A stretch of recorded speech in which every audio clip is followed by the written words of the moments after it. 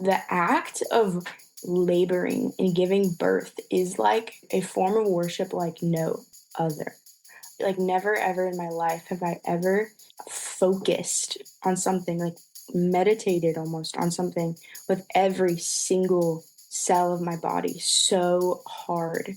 Just to give your all to something like that is so beautiful and totally unto the glory of God. And when I look back, I just think that was communing with the Lord. Hi, I'm Kayla Heater, follower of Jesus, wife and mother of 5 children, Christian childbirth educator and doula, and your host of the Surrendered Birth Stories podcast, where we share God-centered birth stories, evidence-based birth education, and our pursuit of surrendering our birth plans to God. Let's get started. Happy spring, everyone. Spring is here officially, like on the calendar, and also weather-wise. It's just been so beautiful lately, 60s, 70s, sunny, and perfect with a little rain here and there, but it's been lovely. I hope it's been lovely as well wherever you are listening from. Okay, 2 things I need from you guys. 2 things. First up is reviews. All right, reviews. I'm sorry if you have left a review and you listen every week and you're tired of hearing this, but we're averaging about 1 review a month right now, and I'd really love to see that increase significantly. But at least maybe 1 a week would be amazing. It's so easy. On Apple Podcasts, all you have to do is scroll down to where it says write a review. It says rating and reviews, and then right underneath of that, you'll see people's reviews, and then it says write a review, and you click on it. It takes like a minute or less, and it helps this podcast so much. It's something totally free you can do to help this podcast, because the more reviews there are, the more chances there are that this podcast will pop up for somebody else who's looking for it. So that would be super helpful. Thank you so much in advance, and I can't wait to read the newest review that I will hopefully be able to read on next week's episode. Okay, the second thing I need from you guys is more birth stories, okay? More birth stories. Believe it or not, I don't have an endless supply of these. And you can't just ask any old person on the street, because first of all, not everyone's a Christian. And second of all, not everybody wants to share their birth story. But I promise it's a lot easier than it seems. It's just like having a conversation. I always tell people who are a little nervous, I say, just pretend I'm sitting on your couch and we're drinking a cup of coffee and you're just telling me about your birth, because that's basically all we're doing. So I usually have several booked out and lined up, but right now I only have 2, which to me is like not enough at all. So I need some more birth stories. So if you know somebody who has a birth story or multiple birth stories that they would want to share, and they love Jesus and believe in Jesus, then send them my way. There is a link in the episode show notes of every single episode where it asks if you want to share your story. So all you have to do is click on that link. It says, interested in sharing your story on the podcast? Click here. It's as simple as that. You fill out a super short form and it comes straight to me, and then I will reach out to you about getting your recording scheduled. So please, please, please, we need some more birth stories, whether it's yours or a friend's, or even, guys, this is not limited by age. It doesn't have to be somebody who's just had a baby just now. I think it's fascinating to learn about people's birth stories who didn't just recently had a baby. You know, my parents' generation, my grandparents' generation, I always think whenever we can hear a birth story and learn from it, that is a win, especially when Jesus is at the center of it. So send those birth stories my way, because I know other women and men even are truly benefiting from this podcast, and I want to do everything in my effort to keep it going. So send birth stories my way and write a review. Those are your 2 assignments this week. Okay, let's get into this week's episode. When you've always pictured having a home birth, but after 48 hours of labor, you decide to transfer to the hospital, You think you'd be disappointed or possibly even traumatized in some way. But that's not Poem's story. See how she was able to keep her hands open in a posture of surrender to the Lord with every detail of her birth, and how His peace and His presence trumped anything else she was feeling, and how grateful she was to be living in His will, even if that meant not having a home birth. So much so that she's already ready to do it all over again. Well, welcome to another episode of Surrendered Birth Stories. I am your host, Kayla Heater, and I have Poem with me today. And I'm Hello. Hey. And I'm super excited to hear your story. Poem was in my childbirth class last summer. And so it is always so much fun to have students come back and share their experiences, which I'm very much looking forward to. So, Poem, take a minute, just introduce yourself, tell us about you and your family and your life so everybody else can get to know you. Yeah. So my name is Poem. I live in Tobaccoville, North Carolina, so right outside of Winston-Salem. And I'm originally from Michigan, actually. Moved here about 3.5 years ago, and found my husband. We got married right away, and now I'm here for good. um, but yes, my family they own a farm here in Tobaccoville, or my husband's family, and we just love it out here so much. We actually just bought a new home, um, and we decided because we were looking all over North Carolina, and we were like, we just love it here. We don't want to go anywhere else, so we're staying here. I am 25 years old. Just had my first baby, and just kind of figuring out how to be a mom. That's kind of what I'm doing right now. Well, that's a good place to Big be. thing. It's kind of what I was when I was 25. I was just become a mom and figuring out how to be a mom. So I can totally relate to that. Yeah. Cool. I didn't know you were from Michigan, I guess. I'm from Ohio. And Oh, so I'm always like, oh, I wonder which brought you down here. But so did you meet your husband first and then move down here? Or did you move down here and then meet your husband? I moved down here and then I met him. And why did you move down here? So I moved here originally for a pottery apprenticeship. I worked in with a potter in Randleman, North Carolina, and just for a few months. And I actually knew my husband's sister first. She was my friend. We had lived together abroad. So her family was the only people that I knew here. And when I got this apprenticeship, I reached out to them and I was like, hey, do you think I could live with y'all for a few months? And so the first day that I came, I met my husband that first day, and it was like immediate. Sparks were flying. 4 months later, we were engaged.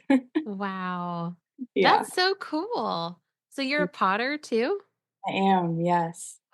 I've taken quite a break with Yeah. being pregnant. Yeah, Yeah. so I haven't made anything in a while, but I'm excited to get back to it.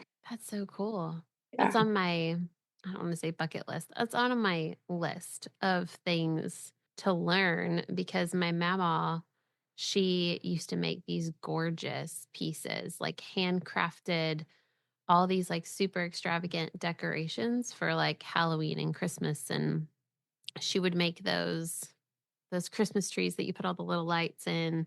And she would Wow. make like these haunted houses and she would like paint them so intricately and make all these little pieces to go with them. And I still have all of them. And so do like my cousins and my aunts and Wow. uncles and everything. And anyways, I'm like getting way off topic here, but that is cool. I want to learn how to do that. Yeah.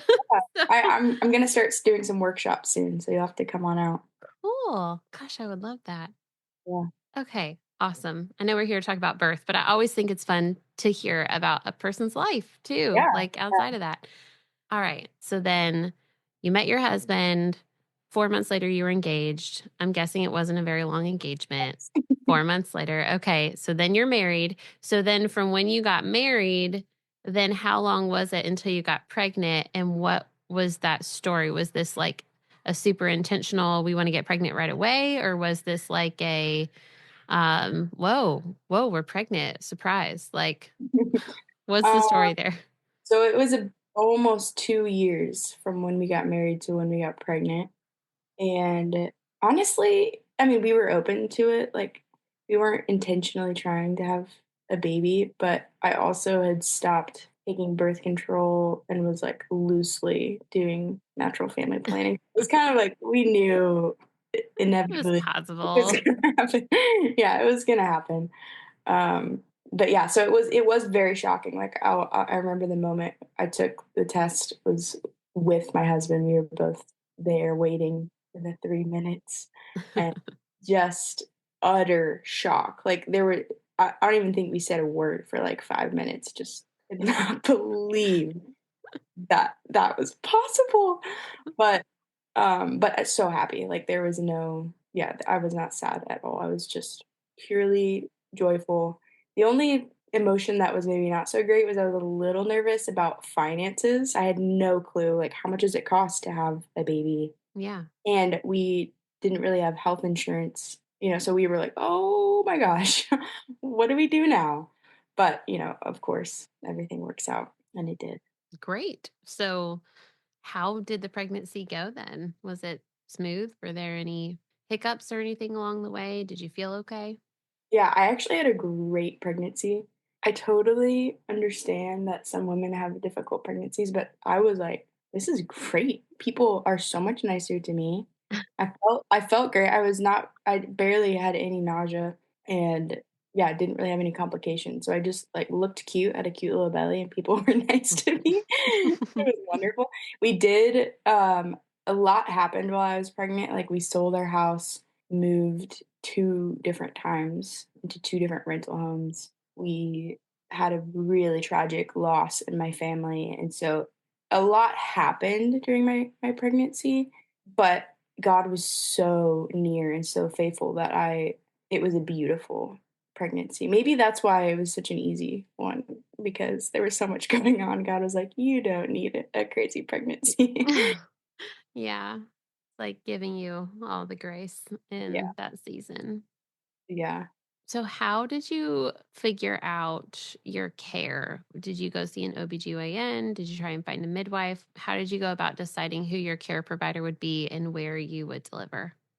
So before I'd gotten pregnant, I had always kinda loved the idea of a home birth and natural unmedicated birth, but I kinda always wondered too. I was like, "If when I get pregnant, will I still feel this way or will I be overcome with fear?"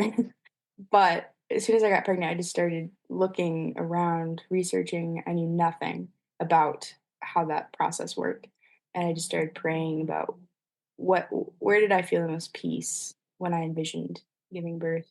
And ultimately I settled on a home birth with a CNM. And so I scoured the internet looking for a midwife and information, found lots of uh I was very, very surprised to find lots of, like, hippie people out there. Well, I guess that's not surprising, but, like, some midwives that I was like, "Are you using crystals during your birth? What's going on?"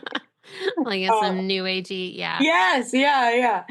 And then also was ultimately searching for a Christian midwife, because I just wanted that time, that moment to be real sacred and holy, and I did find a midwife. Um, but it was very difficult actually. There was no like the closest care that I could find was about an hour, almost hour and a half away.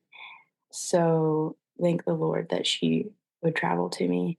That's so you ended up finding her online then? Yeah, I did. Well, great. I mean, I know that's especially in North Carolina, it's a tricky thing going about finding a home birth midwife and then let alone like a Christian home birth midwife, which I'm totally with you. When I'm giving birth, like I don't want anyone in the room who isn't all in for Jesus or I'm like I don't need that Yeah, here. no. So Yeah. did you like read any books or anything? Like, I mean, this is your first baby. So, I mean, yes, you did. I already said you took my class, which I think was great. And I think that was a good choice for preparation. But did you do anything else like leading up to the birth to prepare I mean, this is your first birth and it's a natural birth, like home birth. So, what did your prep work look like? So, my personality is one full of confidence and zero fear. So, I did not read a single book. I did not look up really pretty much anything. I'm so glad I took your class. My midwife was like, "Poem, you need to know something. You need to go you need to go learn at least the phases of labor." Like, you need to go. But, and I'm so thankful for that class, especially because we'll get to it Yeah, later. that's fine. But but yeah, I did not research pretty much anything, and it's totally my personality that if I feel in my gut, like, this is I feel like in my spirit, I wanna have a unmedicated home birth, I'm just gonna do it. I don't need to know much about it. I don't even wanna like, it almost stresses me out to start to To know research. more. Yeah, Yeah. because 'cause I'm like, there's too much that I will never know. I'm just gonna do it. Well, that is one way to go about it. There are people like that. And then there are the other people who are like, I need to know every single thing. And they spend like hours and hours and days and weeks researching all of things, which is good in one sense, but then also, there's too much of a good thing too. Okay. So take us to the labor then. How did labor start and how far along were you and all those things? So I was 38 weeks and I think 4 days when my water broke. Dun dun dun. And I was so excited. I thought, wow, I am just the chosen one. Like, this is so rare. And this is going to be, I was made for this. Well, we are all made for this, but I just thought, like, this is going to be an easy birth. Come on, let's go. Water broke. I'm going early. Like, this is the perfect setup. Um, 3 days later, out comes my daughter. So my water broke and my contraction started pretty quickly after. I think it was maybe like an hour or 2. That contraction started, but I was kinda able to, early labor, I was able to rest a little bit that night. My water broke at like 7 PM, and so, trying to get some sleep, going through some little exciting contractions, first ever. Through that night. And my midwife was like, okay, so great, your water broke. Most places want your baby out by 24 hours after your water is broken. Let's try. Let's really like when you wake up in the morning, start walking around. Let's get some progress going. And so I did that first day, you know, I was contracting probably every like 10 minutes and it wasn't crazy, it was very doable. Because I actually live across the street right now from my in-laws with the farm, so I was able to walk all around the farm and really sweet time with my husband. And by the time that we were nearing that 24-hour mark, my contractions had really, really picked up. Like I don't remember how close together they were, but it was enough that my midwife came with her birth assistant, and my husband had filled the pool, and we were like, "Let's go." I was in pain, you know. She came and she checked me and she said, "You are 1 centimeter." My heart dropped to the floor. I was like, "What? How is that possible? What have I been doing for these past 24 hours? Like that? No, there's no way. Check again." Um, and she was like, "Yeah, so we're gonna go home and you get some sleep, and then in the morning, we need to get real serious about it." Because she was, she's like, "I feel comfortable going to 48 hours, but like, I'm not messing around. You need to really get this baby out." And so she said, in the morning, walk around, start pumping, um, and then if that doesn't work, castor oil. And so I knew I was like, no, I'm not gonna have to do castor oil. There's no way. I'm gonna do everything that I have to. I'm gonna do the little step. I'm just gonna walk up the steps. I'm gonna run if I have to to get this baby out. But I do not want to drink castor oil. Um, and I did. I did have to drink castor oil. When I woke up that next morning, I threw up like before taking any castor oil. I threw up just from From labor. yeah, like just exhaustion and the pain. I threw up, walked around. The contractions were it was so strange because they would get really close together and then they would slow down. They kept like ebbing and flowing a lot.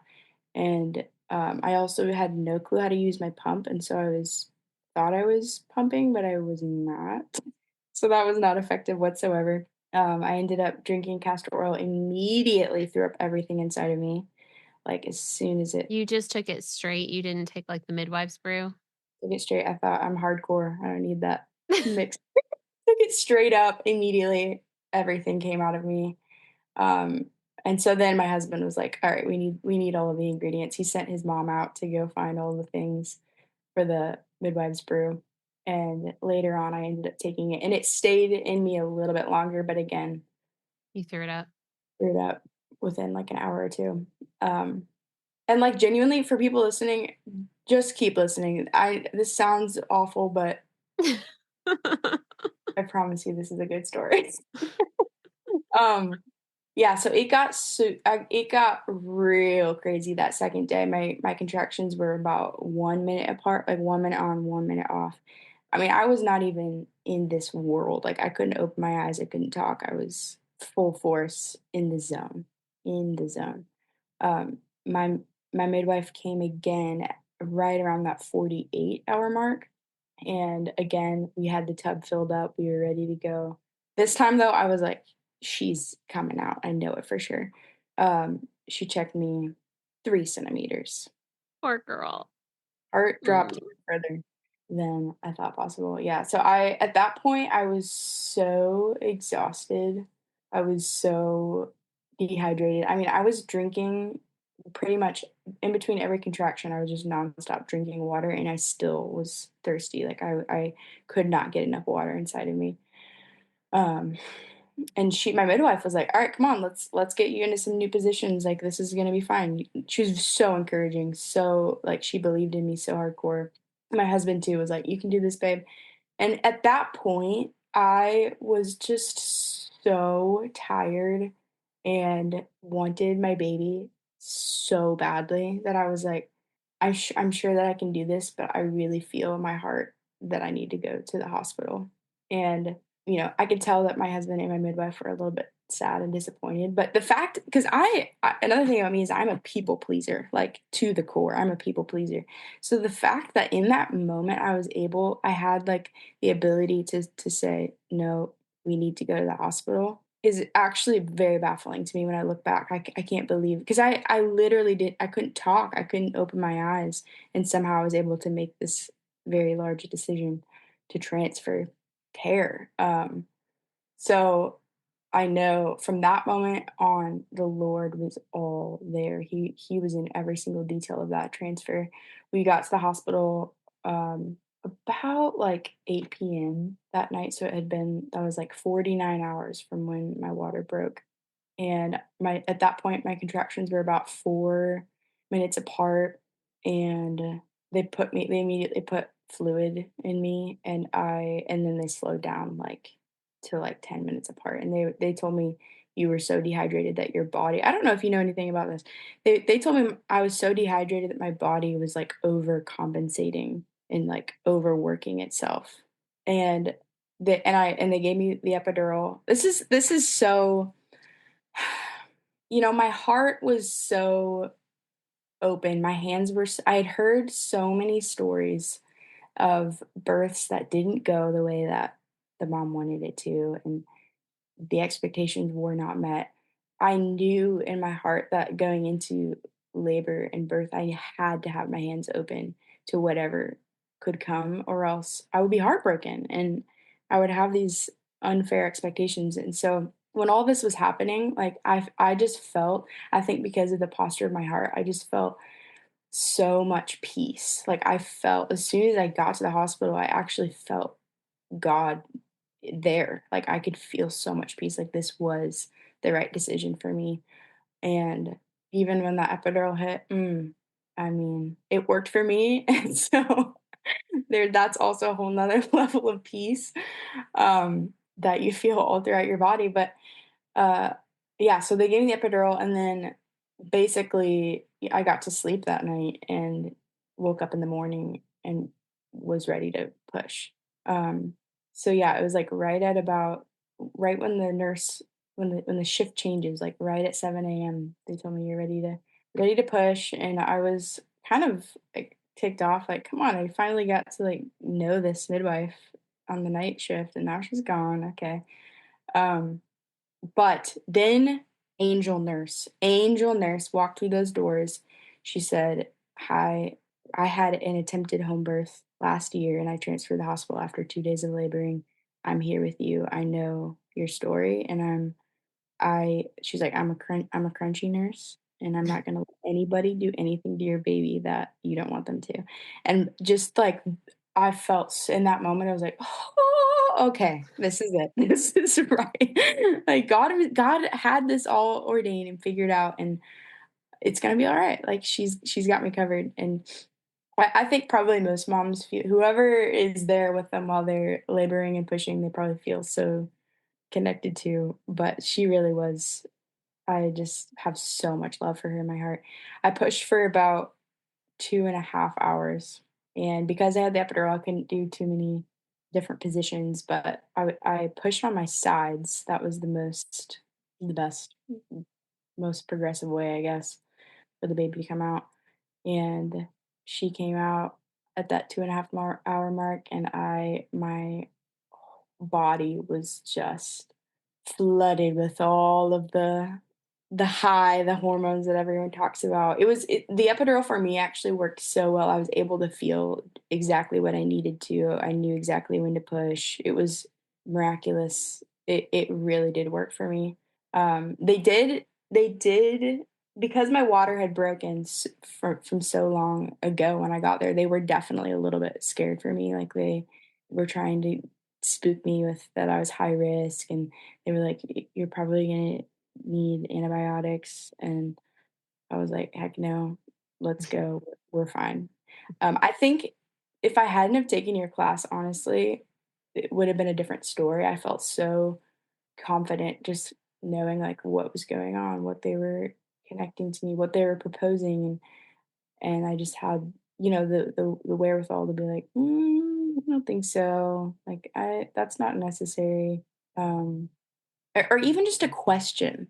I I think just questioning was such a big deal to do that to all the nurses and the doctors, because there was nothing happened to me that I didn't know what was going on. Like I made sure that everyone explained everything to me and explained if it was actually necessary to do that or if that's just their procedure and that's just what they do.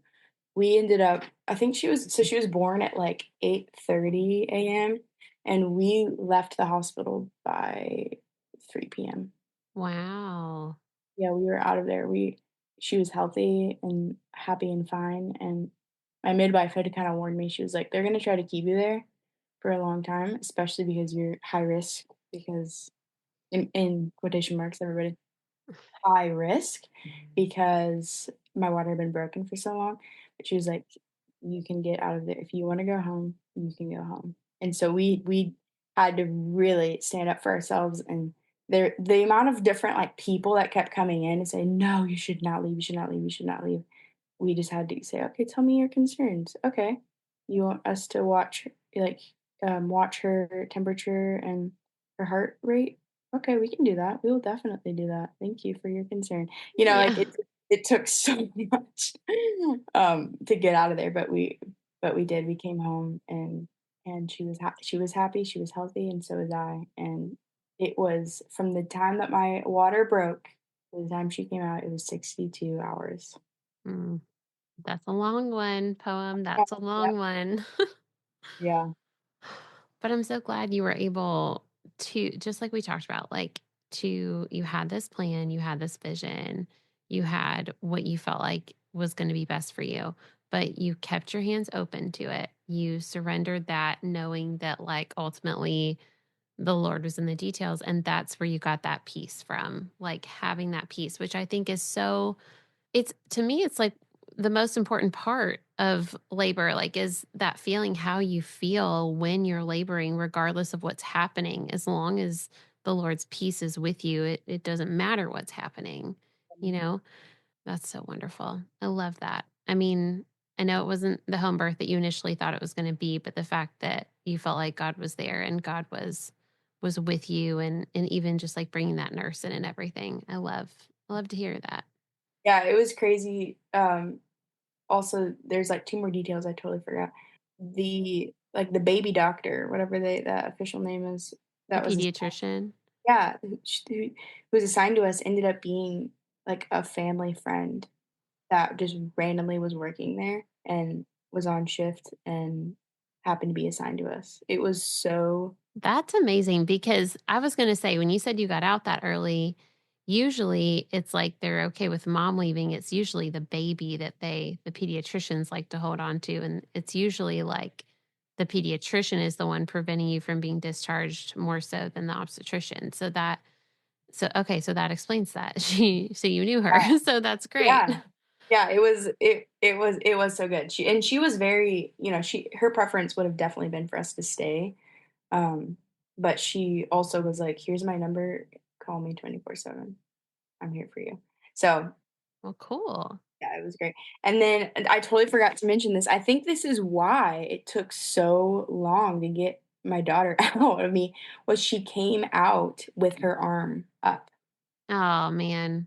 Like, what is that called? Isn't there an It's called a nuchal arm. she Hmm. had a arm? So, and we had no clue, obviously. Even when we got to the hospital, they did an ultrasound. As soon as I got there, they didn't even see that. It's hard to see, especially ultrasounds that late in the game and that low. It's just hard to get like a really accurate picture of everything that's going on. And also, they can move their arms too. Like Mm. they can pull it back and push it forward and stuff. So it probably just happened to be that, yeah, she probably had it there most of the time, but when she's coming out, yes, it makes for a more difficult And descent her and and exit. actually her elbow was up. Oh, so even more so. So it was like, yeah, oh, no one can see us right now, but we're Yeah, like like her holding our elbows by our ears.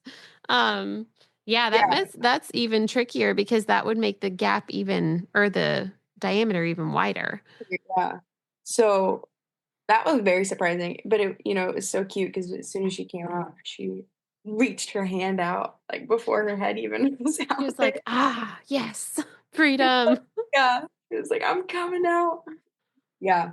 So, I think that probably played a big factor into why Oh, my labor was so inefficient. most definitely. Positioning that it really is such a huge factor, the position of the baby for sure. And also just water breaking first for a first labor can make it longer too. Just when you haven't had like the contraction build up ahead of time.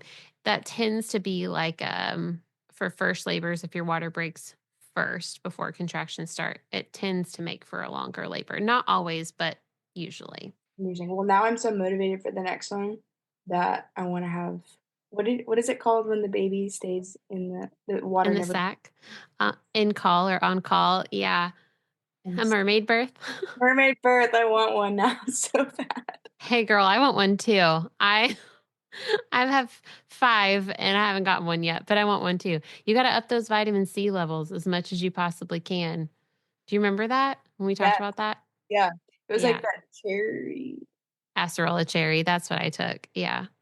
Okay, so what was your postpartum like? How did breastfeeding go? What was the recovery like? Tell us all about that. Mhm. So, praise the Lord, I did not tear.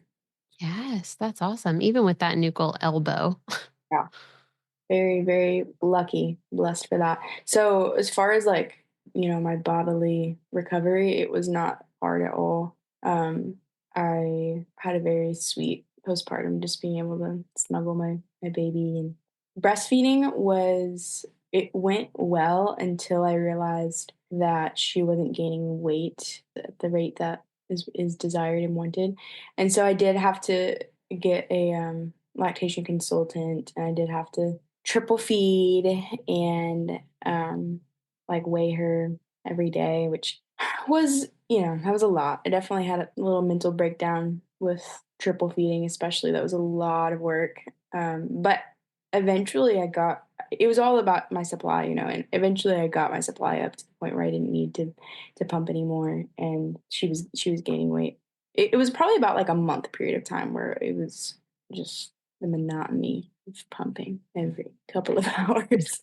Yeah, Triple feeding is no joke. That makes, I feel like, postpartum so much harder because yeah. triple feeding is just hard. And for people who don't know what triple feeding is, it is where you nurse your baby, but then you pump to like up your supply, and then you're feeding them a bottle or through a syringe or however they're going to take it, just to get them some of that extra calories while you're building your supply up. And it's just, instead of doing the one thing of just nursing, like just putting them on there and nursing, it's like you're doing three things, and it's exhausting. I've only had to do it once, but the one time I had to do it, oh my gosh, I was dragging, because you have to do it all through the night too. It's not just during the day.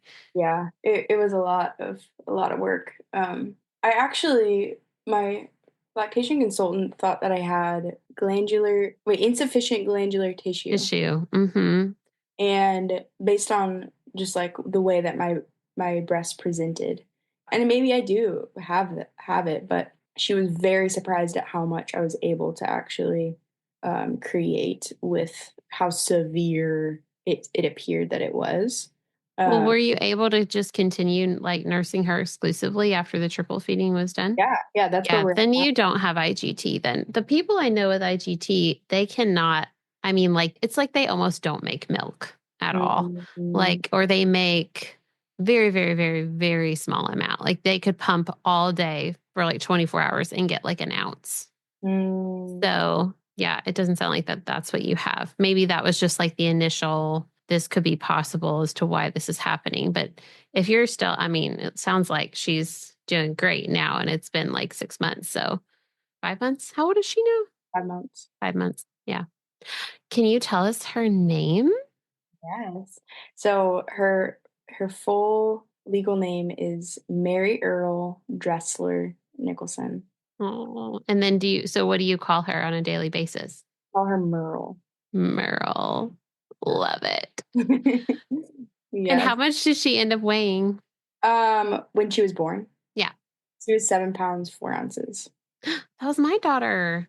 Oh, She was my first 7'4". Look at that. it's She good. didn't she did not have a nuchal arm though, so she came out much easier than yours.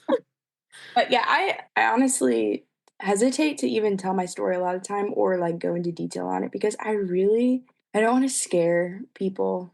I really don't because the way that I feel about my birth is so free. I'm so thankful that I labored for as long as I did unmedicated and at home. I'm so thankful for that time, and I'm so thankful that I for modern medicine and being able to get an epidural when I needed it and be at the hospital. I'm just it was not a traumatic birth. It was hard. It was the hardest thing I've ever done in my life, but it was so beautiful and I wouldn't swap out any detail of it. It's Yeah. It's your story. yeah, yeah, that's true.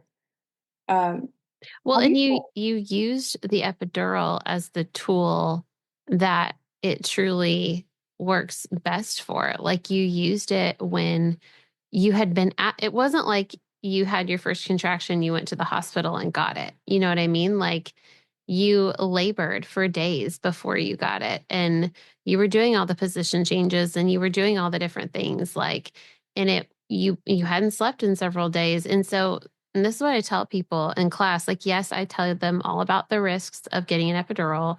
You need to know all that before you sign up for it. But in situations like that, it is a good tool to use that we have at our disposal. You know what I mean? Yeah, yeah. I don't know. Like sometimes I think, what would have happened if I had stayed at home? What would have Yeah. happened? I don't know. I don't know. I really have no clue, but I am just so, so, so, so thankful that I had that ability, that option, that resource, and that it worked well for me and that I did not have complications. I praise God for that. And I don't know, it would be so easy for me to be disappointed in myself. So, Mhm. like, come on, boom, why couldn't you have done it? Of course there's that like little thought in your mind, but I just I keep hearing the Lord just invite me into grace and mercy over it. That was exactly how it was going to happen. That was ordained. That was beautiful, and nothing needed to be different about that. Yeah, Yeah. that is beautiful. I'm just trying to think what in sharing my story, what's my heart? What do I want to share with people? Like, what do I want them to take away? Or, you haven't had a baby yet, and you're just trying to come up with what are your expectations and how's it going to play out? I had this expectation, I think, for my birth that it was going to be this time of deep communion with the Lord and like fellowship with Him. I just thought like I'm gonna be talking with him like I never have before in my life. And to be honest, I didn't even have the capacity or the energy to utter a prayer. Like I couldn't even. I remember this one moment through a contraction where my husband was like, "Just call out to the Lord, call out, like pray to Him." And I just remember like thinking, like mid contraction, I can't. Like I literally, there's nothing. I have no energy in me to do anything except for focus on getting through this contraction. But as I've reflected back on it, because a part of me was like, dang it, I was really hoping my expectation was not really met in that way. But as I look back, I just think I realized that the act of laboring and giving birth is like a form of worship like no other. Like never ever in my life have I ever focused on something, like meditated almost on something with every single cell of my body so hard. Just to give your all to something like that is so beautiful and totally unto the glory of God. And when I look back, I just think that was communing with the Lord like I never have before. There's this word, I don't know if you've ever heard of this. I don't know if it's Greek or Hebrew, but it's used in the Bible, and it's the word adova. It's used contextually both as to mean like to work or to labor, and it also means to worship. It's used in both of those ways. And before I even went into labor, I had kind of been praying that word over my labor, that I wanted it to be the combination of working so hard, laboring and worshiping intertwined together. This adova, and that is exactly what it was, exactly what it is. I mean, aligning yourself with God's design and God's will, and doing exactly what He created you to do. It is such a special moment. I remember in your class, Kayla, you said something that changed my whole way of thinking about giving birth. Because I think, I was pregnant and I was so excited to have a baby, but I kind of just thought like giving birth is like the thing you just got to get through to have your baby. It's just like you just kind of survive through it. I wasn't really, I don't know. It was like that's going to be really painful, and then after that, then I'm going to be happy. But you said something in your class. You were like, "I love giving birth. I love laboring." And you told us that you like anticipate going into labor all throughout your pregnancy. And I had never heard anyone say that ever. I never even thought that was a possibility that you could be excited about going into labor. And I remember going home and like just like letting my mind be exploded a little bit and like, wait, could this be something that I enjoy? Surely not. And and now, like even after a labor as long and strenuous as that, I cannot wait to do it again. I cannot wait to go into labor again and give birth again. Like it really was so much fun. I don't know. It's kind of crazy to say that, but like it genuinely was so amazing, and I am already anticipating the next one. I love that. I love to hear that. Gosh, that's so encouraging. And I hope that encourages other people too. Ooh, yeah, I do too. It's you can look forward to it. Really is a good time. It really is. Yes. Not something to dread, something, yeah, like you said, like highly anticipate. Yeah, Mm. Well, I was going to say, is there anything else you wanted to say? But I feel like maybe you just said it. yeah. I think I did. Ah, well, thank you. I love this. I loved every second of this. This was so great. I especially love it's like all I knew about your birth was that it was a home birth transferred to a hospital. That's literally the only details I knew. So this was really fun to hear the whole story behind everything. It's very fun to share. It really is. And you know what? People always ask me, like, are you gonna try home birth again? Are you gonna go to the hospital? Because, I had a great time both ways. And I always say, I don't know, but I'm gonna try for a home birth again. I really am. Yeah. Well, I mean, just imagine how different it could be if your water stays intact. So that makes a big difference. B, if the position of the baby isn't with the nuchal elbow, um, that would help a lot. And C, if you did have a shorter labor, which you totally could. First time labors are usually really long, but second timers are usually like at least half, typically. Um, so it's like if you think about that, you absolutely could. It would be a totally different experience. I mean, I'm sitting here thinking about you being in labor for 62 hours or however long. It's like my longest labor was less than half of that.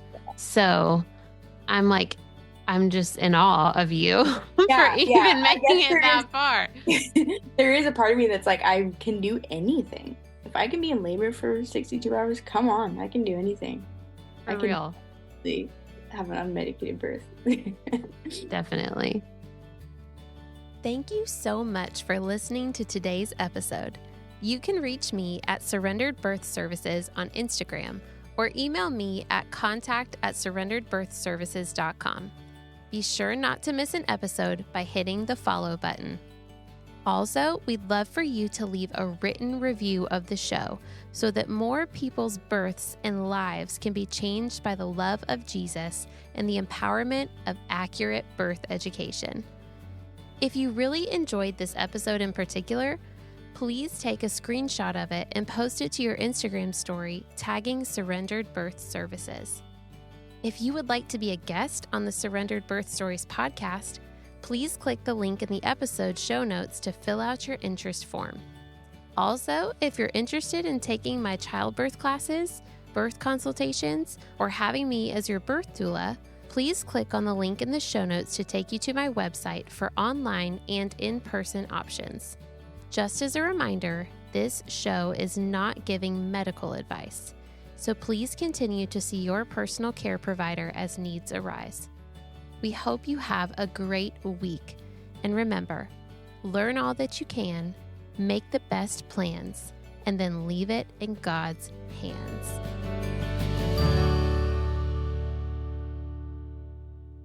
So croup just has like a certain style of cough. It's like a barking cough. They sound like a seal when they cough. And they just wake up and you hear them going like, huh, huh, but it sounds like a seal.